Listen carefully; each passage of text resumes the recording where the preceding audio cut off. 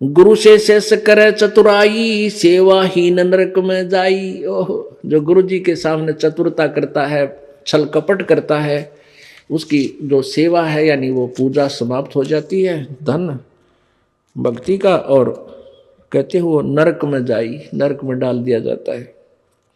शेष होए सर्वस्व नहीं वारे, ये कपट मुख प्रीत उचारे। शेष होके और समर्पण नहीं किया तो क्या का काय का भगत वो, और हिये कपट मुख प्रीत उचारे। अंदर तो दोष है, ऊपर तो मीठा बोला है, ये भगवान को पसंद नहीं। सो जीव कैसे लोक सिधाई, बिन गुरु मिले मोहे ना पाई। गुरु से कपट करे चतुराई, सोहन सा भव भर में आई। गुरु से कपट शेष जो राखे, यमराज जाके मुगदर चाखे। गुरु जो जन गुरु की निंदा करही, शुक्र समान गर्भ में पढ़ही। गुरु की निंदा सुने जो काना, ताको निश्चय नरक निदाना। अपने मुख निंदा जो करही, परिवार सहित नरक में पढ़ही। अपने आप क्या बताते हैं परमात्मा के, अपने गुरुजी की निंदा यदि कोई कर रहा है तो भी आपने सुननी नहीं चाहिए। यदि गुरु की निंदा सुने जो काना, ताको निश्चय नरक निदाना। जिसने गुरुजी की निंदा कान से भी सुन ली किसी नालायक ने, कहते हैं तो भी तू नरक में जाएगा, तेरा नाम खंड हो जाएगा।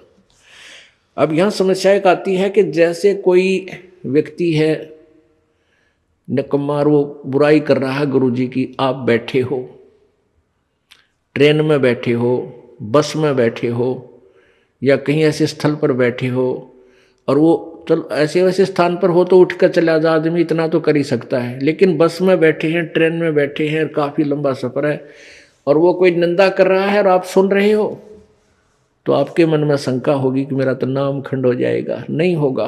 क्यों नहीं होगा? क्योंकि सुनने का अर्थ ये है, जैसे कोई आपके गुरुजी की बुराई कर रहा है, आप सुन रहे हो, लेकिन आपके हृदय में वो नहीं समा रही है कि सच ठीक कह रहा है। आपका मन ये कह रहा है ये अनजान व्यक्ति है, इसको पता नहीं, ये वैसे ही कह रहा है। आपके हृदय में उसके हाँ में हाँ नहीं बनी, तो आपने सुनकर भी नहीं सुनी। ये इनमें बहुत अंतर होता है एक एक बात में।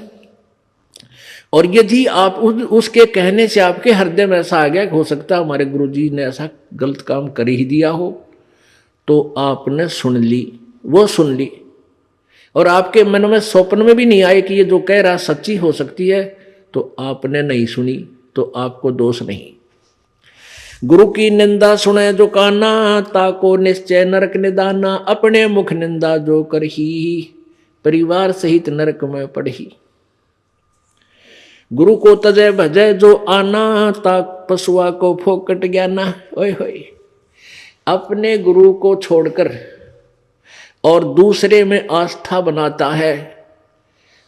अब जैसे आप किसी भी कोई भी आपको इस भक्ति मार्ग का ये ज्ञान दास से सुनकर आपको कोई सुना रहा है भक्त, और आपकी श्रद्धा उस भक्त में हो जाती है, वो हो ही तो बहुत अच्छा है, बहुत प्यारा है, और उससे के चरण छूने लग जाए और उसी के ऊपर आसक्त हो गए, तो आपका गुरुजी से नाम खंड हो गया। इस दृष्टिकोण से परमात्मा कहते हैं, गुरु को तजय भजय जो आना, ता पशुआ को फोकट ज्ञाना। उस पशु ने को कोई ज्ञान नहीं है, वो भक्त नहीं है। जो अपने गुरु को छोड़कर दूसरे में ठीक श्रद्धा बनाता है, उसमें आसक्त होता है, उसी को पूजा शुरू कर देता है। अब पुण्यात्माओं, एक एक पॉइंट पर बहुत गहराई सोचना है। अब कोई भक्त ज्ञान सुना रहा है, बहुत अच्छी बात है, उसके द्वारा सुने ज्ञान पर अमल करे और उससे कहे भाई मुझे भी गुरुदेव के पास ले चलो, मेरा कल्याण करा दो। और आपने नाम ले रखा है और फिर कोई चर्चा चलती है, ऐसी कोई बात नहीं, फिर भी सुनो। और कोई पुराना भक्त है, वो अच्छी अच्छी बातें बताएगा तो बहुत अच्छी बात है, गदगद हो जाओ कि मेरे गुरुजी ने कितना अच्छा ज्ञान दिया हुआ इस बच्चे को, भाई को, बहन को, और ये सब गुरुजी का ही दिया हुआ ज्ञान है, इसका नहीं है। तो उसमें आपको एज ए भाई यानी गुरु भाई गुरु बहन, तो आपकी श्रद्धा हो सकती है, लेकिन अन्य दृष्टिकोण से, क्योंकि हम फिर उस पर इतना आसक्त हो जाते हैं, उसको फिर प्रणाम करने लग जाते हैं, बड़ा अच्छा भगत से। तो ऐसे ये बीमारी हमारे भगत समाज में पड़ी रही और इसका लाभ ये काल उठा गया।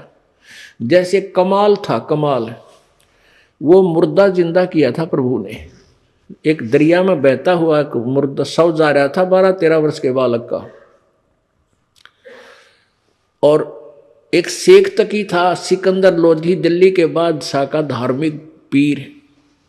वो कबीर जी से ईर्षा करता था और कबीर परमेश्वर जी की कृपा से सिकंदर लोधी दिल्ली के सम्राट का असाध्य रोग दूर हो गया था, जो शेख तकी से भी नहीं हुआ था, किसी से भी नहीं हुआ था। जिस कारण से सिकंदर लोधी की आस्था कबीर जी में घनी हो गई थी। और वो जो पहले वाला जो वो परमानेंट उसका गुरु था धार्मिक मजहब की तरफ से, वो शेख तकी था।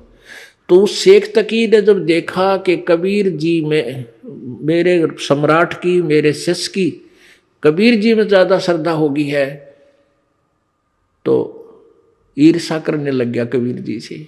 उसको नीचा दिखाने की चेष्टा में उसने कहा कि राजा या तो तू बाज आ जा, और नहीं तो मैं, तो एक काफिर को गुरु बना लिया तूने, एक हिंदू को गुरु बना लिया, मैं तेरी पूरे मुसलमान समाज में तेरे बारे में बताऊंगा और सबको तेरे विरोधी कर दूंगा। अब राजा चिंतित हो गया कहीं तेरे राज को खतरा ना हो जाए। तो परमात्मा के सामने उसने अपनी प्रार्थना रखी। कबीर जी ने कहा भी ठीक है। तो शेख तकी ने क्या शर्त रख दी कि मैं जब इसको मानूंगा ये भगवान है, अल्लाह का नबी है, कोई मुर्दे को जीवित कर दे। तो परमात्मा ने जो अपने भगत की टेंशन दूर करनी थी सिकंदर लोधी की, तुरंत कर दी। जिस दरिया के किनारे वो खड़े थे वहीं पर एक मुर्दा बच्चे का शव बहता हुआ आ गया। कुछ कबीले ऐसे होते हैं, ना तो वो गाड़ते जमीन में, ना सभा करते, वो जल प्रवाह कर देते हैं। मृत्यु होने के बाद के पशु जीव जंतु इसके शरीर का मांस खा कर दुआ देंगे। ऐसे सुसज्जित एक बना करके प्लेटफार्म सा, फ्लोट सा, एक घास फूस का जो तैरता रहे ऐसा बना देते हैं, बेड़ा सा, उसके ऊपर शव को लुटाकर और चलता कर देते। तो उसी समय वो लड़के का शव आ गया। परमेश्वर कबीर जी ने अपनी शक्ति से उसको जीवित कर दिया था। तो सभी ने कहा कमाल कर दिया, कमाल कर दिया। उसका नाम कमाल रख दिया और उस बच्चे को अपने साथ अपने बालक रूप में, शिष्य रूप में रख लिया। अब वो युवा बालक हो गया। कुछ दिनों के बाद 10-15 साल में 20-25 वर्ष की आयु का हो गया।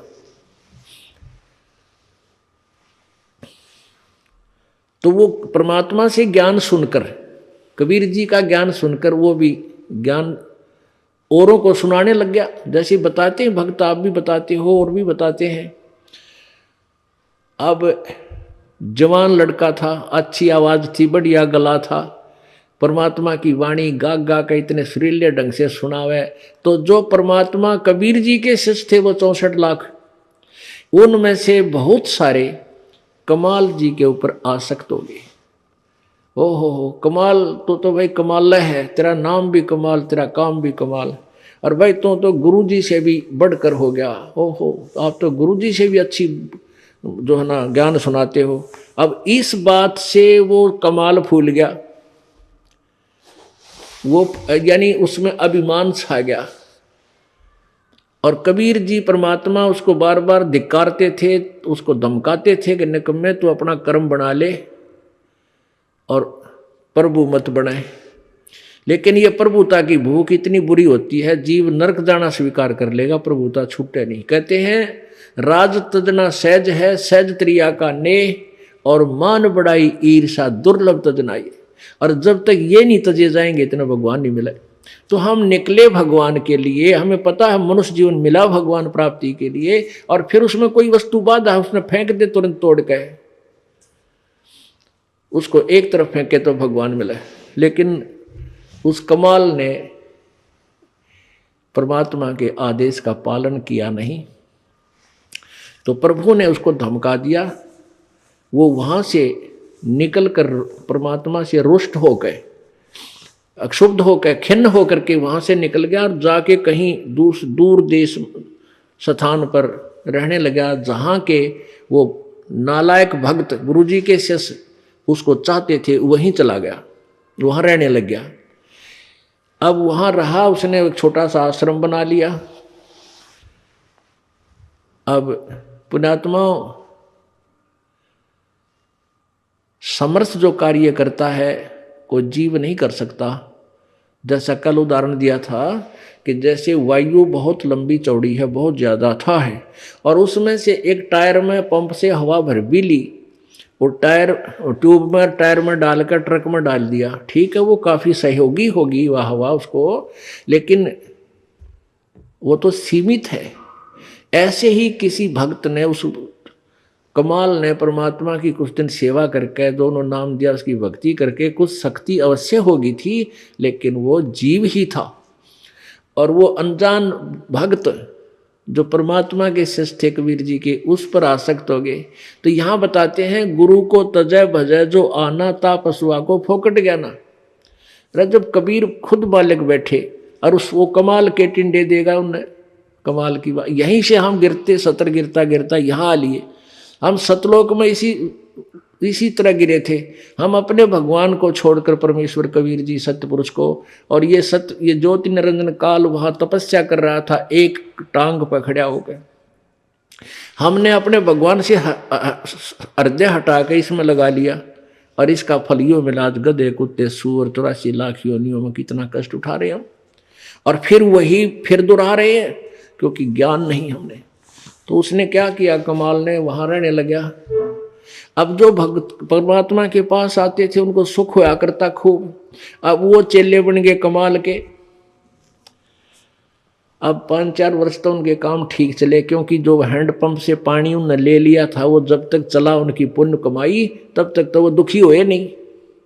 फिर कोई काम उनका होने लगा नहीं, तो धीरे धीरे वो कमाल से भी हट गए। अब कमाल ने 5-4 और चेले रख रखे, अपने आश्रम में रख रहे। तो वो कहने लगे, गुरुजी यहाँ भगत तो आने ही बंद हो गए। तो उन्होंने कहा, भाई यूँ करे कि गुरुजी का जन्मदिन मनावांगे कल, जेठ की पूर्णमासी आ गई, सब न कह दे भाई, कल जेठ उतरते की पूर्णमासी है और गुरुजी का प्रगट दिवस बनाएंगे, और खीर खार बनावांगे, भंडारा करेंगे, सभी गांव वालों दूध लाइयो, दूध पहुंचाना। अब पहले कोई समागम करता था तो गांव वाले खुश होकर दूध ले जाते थे और ठोक देते थे ड्राम के ड्राम। अब किसी का लाभ होया नहीं, सारे की बयान बैठी होगी, दूध रहा ना ढंगता, तो सब कपटी हो गए। अब सब ने सोचा भी बखत से दूध डालावांगे, और ना डालकावांगे तो यू नाराज हो जाएगा, कदे शराब स्वरूप ना दे दे कमाल है। और प्रत्येक के मन में, क्योंकि परमात्मा कबीर जी खेल खेलते हैं। अब वो जो भगत थे गांव वाले, जो 50, 60, 100 जितने भी थे, उन्होंने सबके मन में के दुर्भावना आ गई कि बखत तो उठ कर सबसे पहले मुंह अंधेरे जाऊंगा और दूध की जगह पानी का लोटा डालूंगा, किसने बेरा पट्टा है। अब सुबह सुबह लाग गई लाइन, महाराज जी सत साहेब, कहाँ भाई सत साहेब, आज दूध लाए हैं, डाल दो भाई वहाँ ड्राम में, जो से पहले कराया करते।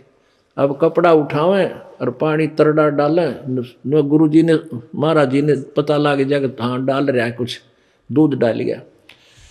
एक आधे भगवान ने उसमें दो चार दूध भी डाल दिया होगा।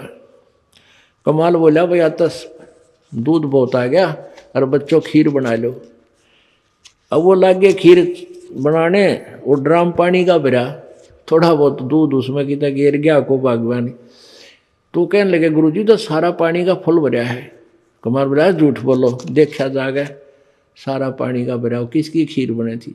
इतना शर्मिंदा हो गया, रात्रि में उस आश्रम ने छोड़ दिया, पता नहीं कित मरिया जाके छोड़ चल गया। तो इस प्रकार परमात्मा कहते हैं, अब आप भी मरिया और उन शिष्यों, उन पुण्यात्माओं को ले डूबा, नकमी आत्मा जो परमात्मा से जुड़ी थी। गुरु को तजय भजय जो आना, तापसुआ को फोकट ज्ञाना। गुरु से बैर करे शिष जोई, भजन नास और बहुत बिगोई। पीढ़ी सहित नरक में पढ़ी, गुरु आज्ञा शिष लोप जो करही। चेला अथवा उपासक होई, गुरु सुमुख ले झूठ संजोई। निश्चय नरक पड़े से सोई, वेद पुराण भागत सब कोई। सम्मुख गुरु की आज्ञा धारे, और पीछे ते सकल निवारे। एक सामने आकर के तो हाँ जी हाँ जी हाँ जी, और पीछे ते छोड़ देने ये जरा फिर देखेंगे। तो कहते हैं सम्मुख गुरु की आज्ञा धारे, और फिर और पीछे ते सकल निवारे। ये सब ने रिजेक्ट कर बैठे। ऐसे नकली शिष्यों का उद्धार नहीं होता। सोच से घोर नरक में पड़ही, रुद्राद पीवे नहीं तरही। मुख पर वचन करे परवाना, घर पर जाए करे विज्ञाना। मुख पर तो सारी बात माने, और घर पर जाकर चौधरी पाक अपने हिसाब से सेटिंग करो ना, नहीं ऐसे ठीक नहीं, गुरु ये ऐसे होना चाहिए। तो परमात्मा कहते हैं आप जीव हैं, और जीव संज्ञा में ही रहना चाहिए आपने। परमात्मा की आज्ञा में कोई भी दोष नहीं निकालना चाहिए, फाइनल हो। अब गुरु जी की आज्ञा देगा आपको। हम क्या आज्ञा देते हैं भाई? बीड़ी मत पीना, शराब मत पीना, तम्बाकू मत पीना, बुराई ना करना, चोरी मत करियो, रिश्वत मत लेना, भगवान पर विश्वास रखना, भक्ति करना, आनुपाशा मत करना। और ये सारी ही ना करने की है, और ये आज्ञा पालन करने की है। और ये भी नहीं करोगे फिर भगत कैसे? व्यर्थ। मुख पर वचन करे परमाना, घर पर जाए करे विज्ञाना। जहां जावे ता निंदा करही, सोच घोर नरक में पड़ही। ऐसे शेष को ठाहर नाही, गुरु विमुक्त लोचत मन माही। वेद पुराण कहे सब साखी, साखी शब्द सब है यो बाकी। मानुष जन्म पाए कर खोवे है, सतगुरु विमुखा युग युग रोवे। अब सतगुरु से विमुख होने वाला कहते हैं युग युग रोएगा। परमेश्वर आए थे सतगुरु रूप में, सन 1398 में प्रकट हुए थे बालक रूप में, और सन 1518 में वो परमात्मा 120 वर्ष रहकर सतगुरु की भूमिका करके सहशरीर गए थे। तो उस समय जो हम 64 लाख के 64 लाख और परमात्मा से विमुख हो गए थे, हम सतगुरु से विमुख हो गए थे, और उनके विमुख हुए हुए प्राणी युग युग रो रहे हैं। आज तक हम भटक रहे हैं, भरम रहे हैं, क्योंकि हमने परमात्मा को परमात्मा नहीं माना। क्यों नहीं माना? क्योंकि हम अशिक्षित थे। अशिक्षित होने के कारण हम उन गुरुओं की जो संस्कृत भाषा जानते थे, वेद पुराणों को पढ़ते थे, उन्हीं को हम विद्वान मानते थे। और वो कबीर परमात्मा जो हमें ज्ञान देते थे, और जो ज्ञान वो संस्कृत भाषा के जानने वाले गुरु बताते थे, ऋषि बताते थे, वो कबीर जी के विपरीत था। कबीर जी का ज्ञान उनके विपरीत था और शास्त्रों के अनुकूल था। अब वो शास्त्रों के ज्ञाता माने जाने वाले ऋषि और ब्राह्मण वो सदग्रंथों को समझ नहीं रहे थे, जिस कारण से उन्होंने एक पॉइंट सभी के हृदय में जचा दिया कि कबीर अशिक्षित है, ये अक्षर ज्ञान नहीं है इसको, इसलिए ये जो ज्ञान कह रहा है ये वेदों और गीता के विरुद्ध बोल रहा है। तो इस बात का दाव उन नकली गुरुओं संतों का लगा रहा कि भाई सचमुच कबीर जी तो अशिक्षित हैं, अक्षर ज्ञान नहीं, और ये जो संस्कृत भाषा बोलता है ये वेदों और पुराणों का जानकार है, क्योंकि वो सभी शास्त्र संस्कृत भाषा में लिपिबद्ध थे। जिस कारण से हम अपने भगवान को भगवान नहीं मान सके, क्योंकि हम वेदों और गीता को नहीं समझ सके। आज वेदों और गीता जी ने सिद्ध कर दिया कि कबीर भगवान है, और जिनको हम भगवान मानते थे वो नासवान है। अब आगे क्या बताते हैं, गुरुजी के सामने किस प्रकार अधीन रहे। गरीबदास जी परमात्मा भी कहते हैं, गरीबदास जी भी कहते हैं अपने भगवान कबीर जी की के द्वारा प्राप्त ज्ञान को गुरुद्रोही की पैड़ पर जय पग आवे बीर, 84 निश्चय पड़े है सतगुरु कहें कबीर।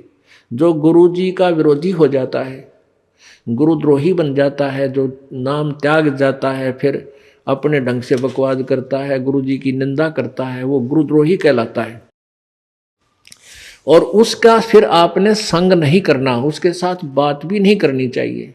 तो उसके विषय में बताते हैं, गुरुद्रोही की पैड़ पे जय पग आवे बीर, यानी उसके कदम में कदम नहीं मिलावे, पैड़ पे पैड़ रखना, उसका सहयोग संग नहीं करे, उसकी बातों की हाँ में हाँ नहीं मिलावे।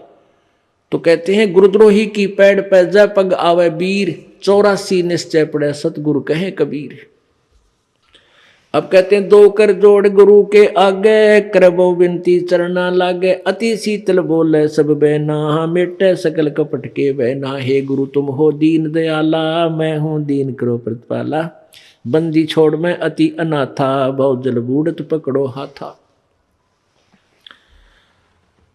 अब कहते हैं गुरु जी के सामने ऐसे विनम्र हो बातें करे, दो कर जोड़ गुरु के आगे, करे वो विनती चरना लागे, अति शीतल बोले सब बहना, मिटे सकल कपट के बहना। और कैसी याचना करे, हे गुरु तुम हो दीन दयाला, मैं हूं दीन करो प्रतिपाला, बंदी छोड़ मैं अति अनाथा, भवजल बूढ़त पकड़ो हाथा। दीजो उपदेश गुप्त मंत्र सुनावो, जन्म मरण भव दुख छुड़वाओ। जैसे आपको प्रथम मंत्र दिया जाता है, उसके बाद आपको सतनाम दिया जाता है, और फिर एक गुप्त मंत्र है सार नाम। उसके विषय में परमात्मा कह रहे हैं कि ऐसे आपने अधीन होना है अपने सार नाम प्राप्त प्राणी को, प्राप्त करने के लिए प्राणी को। बंदी छोड़ मैं अति अनाथा, भवजल बूढ़त पकड़ो हाथा। दीजे उपदेश गुप्त मंत्र सुनावो, जन्म मरण भव दुख छुड़वाओ। यो आदीन होवे शिष जब ही, शिष पर कृपा करे गुरु तब ही। कि गुरु के लिए भी संदेश दे रहे हैं, जो अपना कृपा पात्र भेजते हैं प्रभु, कि जब इतना अधीन प्राणी हो ले तब गुरु उसको गुप्त मंत्र देवे, जो सतगुरु है। वैसे नहीं देवे, वो व्यर्थ हो जाएगा, लाभ नहीं होगा। कैसे नहीं होगा? जैसे एक समुद्र में सीप होती है, सीप, और उस सीप में एक प्राणी होता है, जैसे आपने शंख देखे होंगे, शंखले से इस टाइप का ये जीव का ऊपर कवर होता है। तो उसमें एक सीप में एक जीव एक सीप होती है, जीव ही होता है वो, उसका कवर ऐसा होता है, उसका शरीर जैसा शंख का आपने देखा होगा, ऐसा उसका शरीर होता है। और वो सीप समुद्र में ही रहती है, जल से बाहर नहीं जाती। और उसको जब प्यास लगती है, वो जल के ऊपर आ जाती है समुद्र के, और आसमान से जब वर्षा हो रही हो, रजा हो प्रभु की, उस समय आसमान से वर्षा हो तो उस वर्षा के जल को वो मुख में ग्रहण कर लेती है, और उस आसमान से गिरे हुए जल से को प्राप्त करके मुंह बंद कर लेती है। फिर उसमें मोती बनता है, अन्यथा मोती नहीं बने।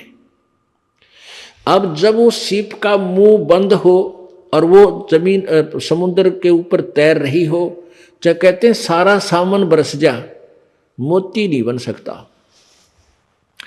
तो क्या कहते हैं परमात्मा कि जब आप में इतनी तड़प होगी तो आपके अंतःकरण रूपी सीप का मुंह खुल गया, और उस खुले मुंह में जब गुप्त मंत्र डाला जाएगा तो आप फिर वो उसमें मोक्ष रूपी मोती बन पाओगा। अन्यथा अगर आपका अंतःकरण का मुंह नहीं खुला, अच्छा कितनी बार वो मंत्र दे दें, आपका कति काम नहीं आएगा। तो यहाँ क्या कहते हैं, यो आदीन हो ऐसे जब ही, शेष पर कृपा करे गुरु तब ही। गुरु से शेष जब दीक्षा मांगे है, मन कर्म वचन धरे धन आगे। गुरु से जब शेष दीक्षा मांगे और मन कर्म वचन धरे धन आगे, मन कर्म वचन से तो आपकी सच्ची लगन हो, और धरे धन आ गया, यानी जितनी भी आपकी दीक्षा योग्य तो आप चाहते पूजा 10 2 4 10 रुपये वो अवश्य उसमें दे। कहने का भाव ये है। ऐसी प्रीत देखे गुरु जब ही, गुप्त मंत्र कहे गुरु तब ही। भक्ति मुक्ति को पंथ बतावे है, बुरो होण को पंथ छुड़ावे। ऐसे शिष उपदेश ही पाई, होए दिव्य दृष्टि पुरुष पै जाई। इस भाव से जो गुरु से दीक्षा लेगा, मंत्र प्राप्त करेगा, तो फिर उस पुण्यात्मा की दिव्य दृष्टि प्राप्त होगी और परमात्मा के पास पहुंच जाएगा। गंगा यमुना बद्री समेते, जगन्नाथ धाम हैं जेते। भर में फल प्राप्त हो न जेतो, गुरु सेवा में फल पावे ते तो। गुरु मातम को वार न पारा, वरने शिव सनकादिक और अवतारा। गुरु को पूर्ण ब्रह्म कर जाने, और भाव कभू नहीं आने। गुरु को परमेश्वर पूर्ण ब्रह्म ही माने, और भाव कभू नहीं आने। जिन बातन से गुरु दुख पावे, तीन बातों को दूर बहावे। अष्ट अंग से दंडवत प्रणामा, संध्या प्राप्त करे निष्कामा। 8 अंग से दंडवत प्रणाम करे लंबा लौट के, निष्कामा बगैर किसी मनोकामना के, केवल अपना शिष्य का कर्तव्य जानकर। तीर्थ व्रत सब करे आवे, गुरु चरणों फल तुरंत ही पावे। चरणामृत कदाचित पावे है, 84 कटे लोग सिदावे। कोटिक जब तब करे करावे, वेद पुराण सभे मिल गावे। गुरु पद रज मस्तक पर देवे, सो फल तत्काल ही लेवे। अब क्या बताते हैं, कोटिक जब तब करे करावे, चाहे जप कर ले किसी भी मंत्र का, गुरु जी बगैर पूरे संत से लिए हुए, और वेद पुराण सभे मिल गावे, यानी सभी यही बताते हैं, गुरु पद रज मस्तक पर देवे, सो फल तत्काल ही लेवे। अब गुरु जी के पास आगे हैं तो रज मस्तक पर आप लागी, यानी गुरु जी का आशीर्वाद प्राप्त हुआ, उपदेश मिल गया, फिर भक्ति करे तो सब फल इसी भक्ति और नाम में आपको मिलेंगे। परमात्मा कहते सुमन से भला होगा, ना तो भला ना हो। यानी गुरु जी से उपदेश ले, फिर भक्ति करे, सुमन करे। आगे क्या बताते हैं, सोए गुरु सत जो सार चिनावे, यम बंधन से जीव मुक्तावे। अब गुरु भी वही है जो सार नाम देवे। सोए गुरु सत जो सार चिनावे, वही गुरु सच्चा है जो सार चिनावे, यानी तत्व ज्ञान बतावे और सार शब्द तक देने का अधिकारी हो, और यम बंधन से जीव मुक्त आवे। गुरुपद सेवै बिरला कोई, जा पर कृपा साहिब की होई। कहते हैं गुरु की पद, पद माने पद्धति, पद्धति माने वे ऑफ वर्शिप, पूजा की विधि। जो सतगुरु पूजा की विधि बताता है, उसकी सेवा, उसकी पूजा, वो साधना वही व्यक्ति कर सकेगा जिस पर प्रभु राजी होगा। और प्रभु किस पर राजी होगा, मम भक्ता मत मम आत्म सोई, वाके हृदय रहूं समोई। अब परमात्मा किस पर प्रसन्न रहेगा कि गुरु भक्ता मम आत्म सोई, गुरु का भक्त वो मेरी आत्मा, और उसके हृदय में मैं वहाँ विद्यमान रहूँगा। परमात्मा अच्छे, परमात्मा की शक्ति से वहाँ हमारे अंदर प्रवेश रहेगी। तो जैसे सूर्य एक स्थान पर है, और जैसे हमने आजकल ये सूर्य ऊर्जा के, सौर ऊर्जा के यंत्र ला रखे हैं, वो छत पर लगा दिए जाते हैं। उससे सूर्य से गर्मी ग्रहण करता है और नीचे पानी उबाल रहा है, चाय बना रहा है, दूध बना रहा है। तो वो सूर्य की जो शक्ति उसमें आई, उसने संग्रह किया, वो उसमें वो आने का रास्ता है, और वो डिफेक्ट हो गया तो फिर सूर्य वहीं है, कोई काम नहीं करेगा। ऐसे ही कहते हैं जब तक तू गुरुजी का भक्त बना रहेगा तो मैं आपके हृदय में, अर्थात मेरी शक्ति तेरे अंदर काम करती रहेगी। तो यह कहते हैं गुरुपद सेवै बिरला कोई, जा पे कृपा साहिब की होई। क्योंकि काल डगमग कर ले जाता है। और गुरु जी के पद, गुरु जी की पूजा, गुरु जी द्वारा बताई गई भक्ति विधि, वो पद बोलते हैं इसको। कोई बिरला ही इसको करेगा जिस पर कृपा मालिक की होगी। आप देख लो, अरबों खरबों मनुष्य हैं इस पृथ्वी पर, अरबों खरबों मानव हैं, उनमें से कितनी पुण्यात्मा है जो भगवान के इस यथार्थ मार्ग को स्वीकार किए हुए हैं। परमात्मा इसी विषय में कह रहे हैं, गुरुपद से वह बिरला कोई, जापै कृपा साहिब की होई। गुरु महिमा सुखदेव जो पाई, चढ़वी मान बैकुंठा जाई। गुरु बिन वेद पढ़े जो प्राणी, समझे न सार रहे अज्ञानी। अब जैसे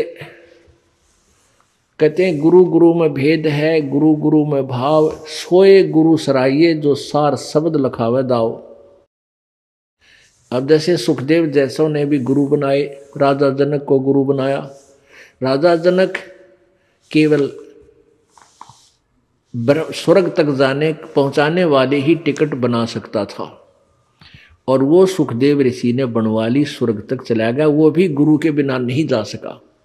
पहले ये स्वयं पूर्व जन्म की सिद्धि थे, पूर्व जन्म की कमाई भक्ति से वैसे स्वर्ग भी जाता था, लेकिन स्थायी स्थान नहीं मिलता था वहां पर। इसको वापस भेज दिया गया कि यहाँ आने का तो अधिकारी नहीं है विष्णु लोक में। फिर इसको बताया गया कि तू गुरु बना और गुरु के आदेश से भक्ति कर, फिर तू मेरे पास स्वर्ग में तुझे स्थान मिलेगा। क्या बताते हैं, गर्भ योगेश्वर गुरु बिना लाग्या हर की सेव। कह कबीर बैकुंठ से वो फेर दिया सुखदेव। राजा जनक गुरु कियो फिर कीने हर की सेव। कह कबीर बैकुंठ में उल्ट मिले सुखदेव। अब जैसे यहाँ तक की भक्ति जो अपने स्वर्ग ब्रह्म लोक तक की भी करनी है, तो भी इनके गुरु ही बनाने पड़ते हैं। तो इन गुरु गुरु में भेद है, गुरु गुरु में भाव। एक तो प्राइमरी का टीचर अध्यापक 5वीं कक्षा तक पढ़ावे, एक 10वीं तक का टीचर है, एक लेक्चरार है। तो कहते हैं गुरु गुरु में अंतर है। तो कबीर परमात्मा सतगुरु है। गुरु बिन वेद पढ़े जो प्राणी, समझे न सार रहे अज्ञानी। अपने आत्माओं अभी तक वेदों को सत्य मानने वाले, वेदों के ऊपर आश्रित ये ऋषि महर्षि ब्रह्मा विष्णु महेश तक भी वेदों को नहीं समझ सके। और कबीर परमेश्वर ने आकर के इन वेदों का ज्ञान अपनी सिंपल लैंग्वेज में पहले ही दे रखा था। अब इस दास पे कृपा करी, उन वेदों को देखा, गीता जी को देखा, तो परमात्मा की वाणी में जो पहले ज्ञान लिखा था वो वेदों और गीता से मेल खाता है। और उसके विपरीत जो अन्य ऋषि महर्षि वेदों के आधार पर जो अपने अनुभव की पुस्तकें लिखे हुए हैं, उन्होंने ज्ञान बताया है, वो सारा वेदों के विपरीत है। तो इस विषय में परमात्मा आप ही बता रहे हैं कि गुरु बिन वेद पढ़े जो प्राणी, और समझे ना सार रहे अज्ञानी। पुणात्माओं, आज का सत्संग कहाँ से प्रारंभ हुआ था? सतगुरु गुरु गुरु गोविंद दोनों खड़े, किसके लागू पाए। बलिहारी गुरु अपना, जिन गोविंद दियो मिलाए। फिर परमात्मा कहते हैं, जय इब कै सतगुरु मिले। इतना ज्ञान समझ में आने के बाद प्राणी को प्रेरणा हो जाती है, जय इब कै सतगुरु मिले, सब दुख आँखों रोए। चरणों ऊपर शीस धरूं, कहूं जो कैडी होए। कबीर गुरु जी मिलेंगे, कबीर साईं मिलेंगे, पूछेंगे कुशलात, आद अंत की सब कहूं, अपने दिल की बात।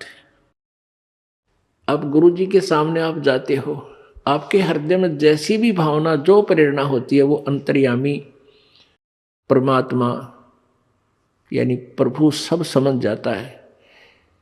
परमात्मा ने ये एक कंप्यूटर रखा हुआ अपना शुद्ध करके, और उस परमात्मा के पास इसके माध्यम से सब आपकी भावनाएं ऑटोमेटिक चली जाती हैं। जो तुम सोचकर आते हो, जो आप प्रेरणा ले रहे हो, क्योंकि वहीं से सिमरण करने लगते हो, लाइन में लगते ही ऐसे कहूँगा ऐसे कहूँगा, और वहाँ आकर आप कुछ कह पाते हो, कुछ नहीं कह पाते हो। लेकिन उसके कंप्यूटर में आपकी वो सारी जा चुकी है इस दास के माध्यम से।